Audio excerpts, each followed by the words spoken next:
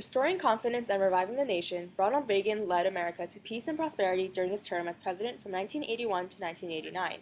Through his program known as the Reagan Revolution, the Hollywood actor turned president fulfilled his goal of restoring the great confident roar of American progress and growth and optimism.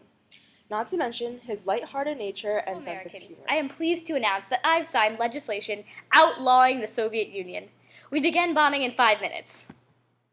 On February 6, 1911, Ronald Wilson Reagan was born in Tampico, Illinois. He studied economics and sociology at Eureka College as well as participated in school plays.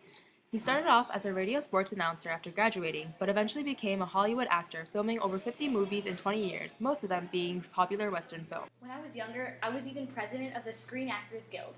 I talked a lot about communism that had infiltrated the film industry, and that was when I shifted from a liberal to a conservative ideology. My conservative views were later reflected in my decision to prohibit family centers funded by the government from helping women who wanted abortions. I toured the country as a television host and defended my ideals through it. This was my first participation in political activities.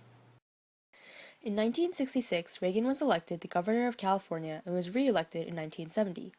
In 1980, he ran for the presidency as the Republican candidate with his vice president, former Texas congressman and United Nations ambassador The election of George 1980 Bush was mainly Sr. due to the poor situation the nation was in at that time. The U.S. was suffering from inflation, and the American hostage scandal in Iran created a widespread discontent for the current Democratic Party and a desire for change in the government.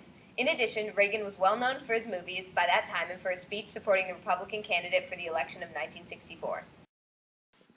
Besides this, his conservative views on issues like abortion and prayer in public schools were popular to many. In the end, Reagan won 489 electoral votes that election and only lost 49 votes to President Jimmy Carter. Depression is when your neighbor loses his job. Depression is when you lose yours. And recovery is when Jimmy Carter loses his. On January 20th, 1981, Reagan took office.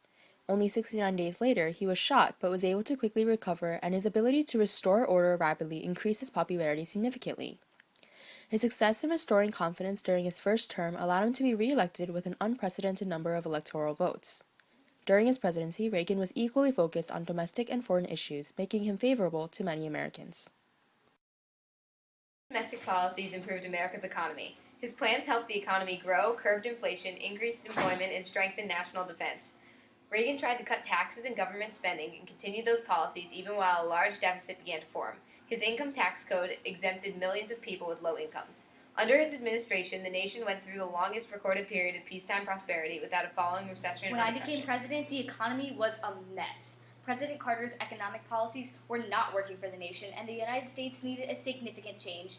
By 1983, I bought this nation out of the economic recession. I am specifically proud of some of my Reaganomics policies, inspired by supply-side economics theory.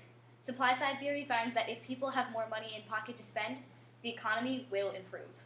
Another decision that I think aided my popularity was the fact that I appointed the first female Supreme Court Justice, Sandra Day O'Connor.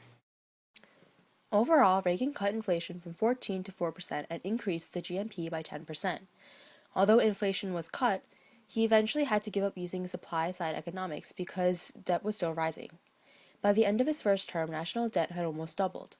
To combat this, Reagan furthered his plan of deregulation in which the government pulls out of the industry. One of the things he did to support deregulation was to cut the budget of the Environmental Protection Agency, which, although was insignificant to many, had a large effect on the environment. While dealing with international countries, Reagan broke down many barriers. Just a few months after being elected, he removed an embargo on grain from the Soviet Union, and a few years later he met with Gorbachev in the first meeting by U.S. and Soviet leaders since 1979. They agreed to limit the amount of nuclear missiles each country had, lessening the tensions of the Cold War through the policy of détente. Besides Reagan's work with the Soviet Union, he focused on Nicaragua.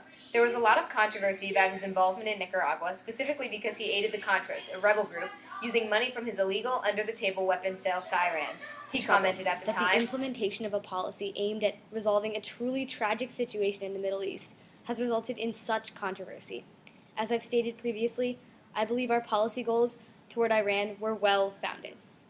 Another controversy that Reagan was involved in was his bringing back of both the MX missile and the B-1 bomber for national defense. Despite the scandal, Reagan made huge improvements in the United States during his 2 terms in office. He left lasting effects on the United States by making Martin Luther King Jr. Day a national holiday, and his fair tax code, which President Obama is attempting to follow through the Buffett rule. He renewed national self-confidence, jump-started the economy again, and created a stable foundation for the future.